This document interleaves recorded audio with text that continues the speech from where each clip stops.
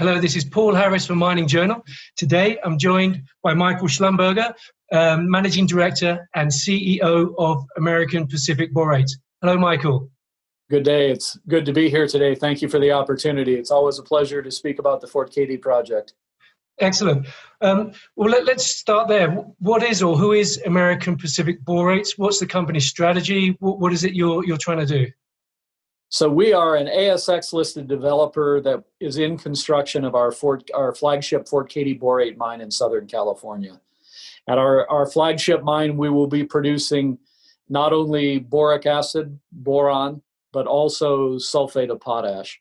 And of course, boron is a very interesting mineral in that it is a duopoly, and boron is used in many things. There are over 300 uses of boron, and it's used in everything. The biggest uses are in glass and in fiberglass production. It's used as coatings for ceramics, and it's used as a micronutrient for fertilizer. But it's also an antiseptic. It's a fire retardant. It's used in permanent magnets. It's used in the windscreens of vehicles. It's used in wind turbines, solar modules, etc. And then SOP is a specialty potassium fertilizer that is used where you have chloride, where chlorides are a problem. So this suits us very well in that we are going to be a globally significant producer of specialty fertilizers. Okay, so industrial minerals here, and it sounds like you've got many applications. So, what do you see as the opportunity for the Fort Cady project from that point of view? There are several things. Certainly one of the things with Fort Cady is the stellar financial metrics associated with the project. Very low capex, high margin given the products, and the beauty of this is the low technological risk as well. So the Fort Cady mine is a project that was permitted in the 80s before we had gotten it, and they have produced boric acid and artificial colemanite off the project as well. And certainly when we look at SOP, we will be producing SOP through the Mannheim process, and roughly half the world's production of SOP is produced via the Mannheim process. We think as well that the fertilizer food security thematic and is very important, and this plays in extremely well. As I mentioned at the onset, this project is in Southern California. And certainly California is the breadbasket of the United States. That's very important because one of the key aspects of an industrial minerals project is transportation and logistics. You've got a feasibility study, so let's talk a little bit more about the financial aspects. What is the capex? You mentioned an IRR of over 30%. What's the potential NPV? What are we looking at here? As I mentioned, it's a phased project. The phase project initially is set up for 4 phases. So we have phase 1A, phase 1B, phase 2, and phase 3.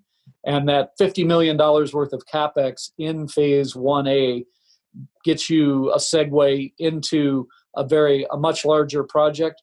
And the EBITDA on that full-scale project in phase 3 is about $438 million. With an IRR of almost 40%. NPV on that is almost $2 billion. So pretty strong metrics associated with the project. Okay, and so the phased approach minimizes the capital risk because you'll be looking at smaller discrete chunks of capex and then building up from cash flow. So we've got a feasibility study. So what are the next steps in pushing the project along and ramping up towards construction production? So the beauty of the project is all of our major permits are now in place. So we were permitted for construction last year. This year we are now permitted basically for production on this. So we are advancing construction very, very quickly. Detailed engineering is moving forward rapidly. We are moving earth on site as we speak today. We have been focusing on infrastructure. So access into the property, putting in the proper best management practices associated with environmental, getting our roads right, getting water right, getting electricity to site correctly. We're set up on the nat gas pipeline, and our contractors are moving forward associated with that. We're also working on a branding and marketing study at this point in time for our specialty fertilizers, again, the boric acid, and for the SOP itself. And then we are looking at, we're marketing in the U.S.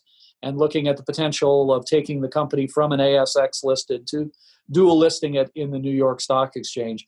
And that becomes very important because that over 430 million EBITDA, when you start looking at the U.S. markets, typically the EV to EBITDA ratio that the specialty chemical companies are traded on are 8 to 12. So 10 times that 438 million EBITDA gives you an idea of what the company could be worth in full production.